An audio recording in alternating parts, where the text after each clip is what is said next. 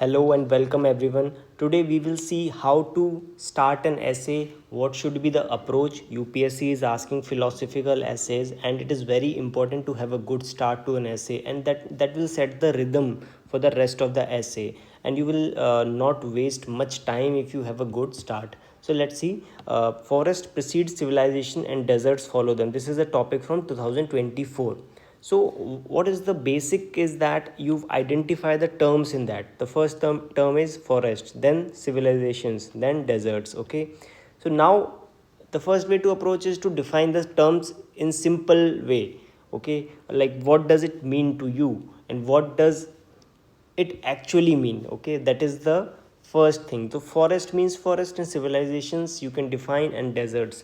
So you can take a normal stand and you can just have that throughout your essay. For example, if you see, it has an environmental tilt towards the for the topic. So you can define that in simple terms, and you can then build on the topic, such as, yes, it is true that forests precede civilizations because whatever man does to in forest and environment, then because of the urbanization and so on, it leads to desert. So this is the simple way of looking at the topic. Now, this one more way of defining the terms, it is again based on the defining the terms, is that you take a broader meaning, you take a wider scope of the terms. For example, forest mean, what is forest? Forest mean where life is based on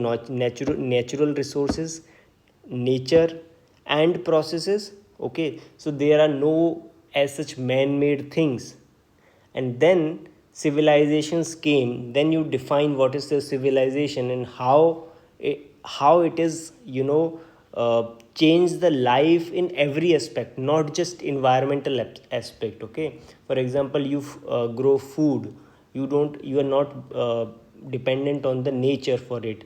You make roads, you make buildings, you make etc etc. Okay, so everything which comes up with civilization, you define that, you take the wider scope of the things. Forest is something which is natural, not just about forest in environmental terms, but anything which is natural. And desert means anything which is barren, which is not productive, which is for example, rivers. You can take the example of rivers in that, you can take the example of land, you can take the example of human itself.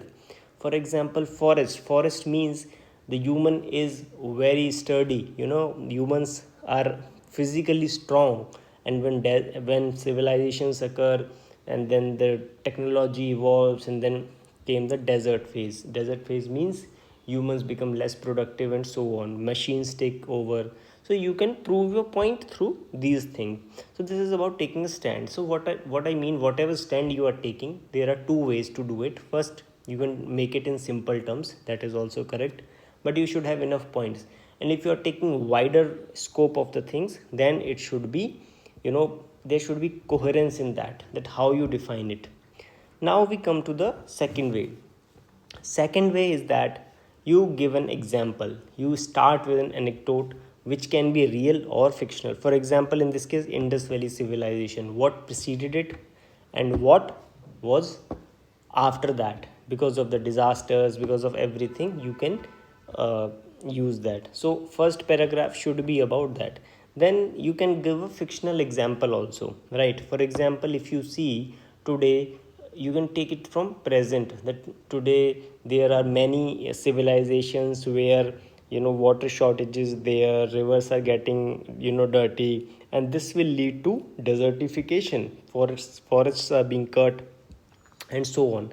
So this basically, if you take a fictional example and you say at present this is happening, then later on in the essay you can say that, okay, we need to stop this, we can do this step, so that in the longer run it does not transform into desert, and we can stop that if you're taking that stand.